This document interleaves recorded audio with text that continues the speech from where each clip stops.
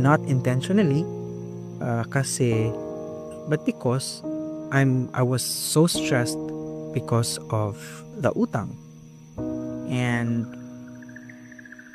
now, naisip ko na it's not fair kasi syempre hindi naman alam ng family mo yung pinagdadaanan mo. And usually for us breadwinners, hindi natin to sinasabi sa family, sinasarili natin usual.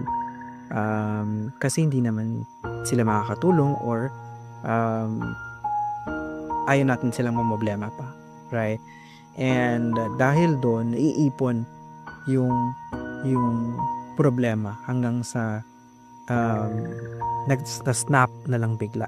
Na parang out of the blue, biglang galit ka na lang. Parang sumabog ka na lang bigla.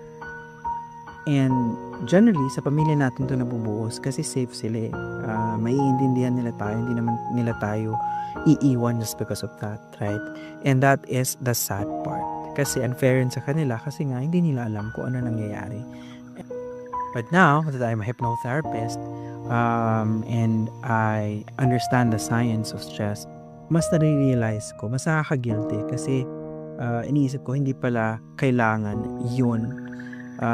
Kung alam ko lang yun before, hindi na pala dapat nangyari yun. So, let's go to the science of stress. So, I will try to explain this to you in layman's term. So, kapag ganito na nagsasnap ka because of stress, hindi yan dahil masama yung ugali mo or hindi yan dahil wala kang respeto. But it's because yung ating isip when we are stressed is very emotional.